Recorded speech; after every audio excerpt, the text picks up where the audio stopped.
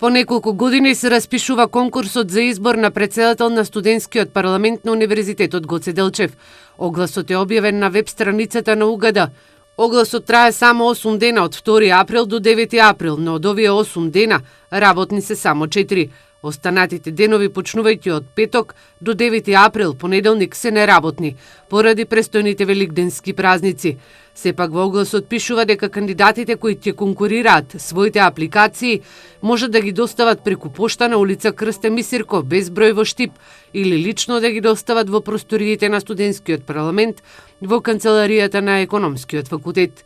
Во конкурсот ги има условите што треба да се достави, но нема кој и кога ќе се изврши изборот на новиот председател на студентскиот парламент, а кој треба да ги застапува интересите на студентите.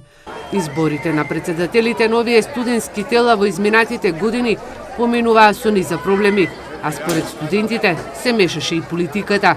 Такви беа и во Скопје кои поминаа со полициска асистенција.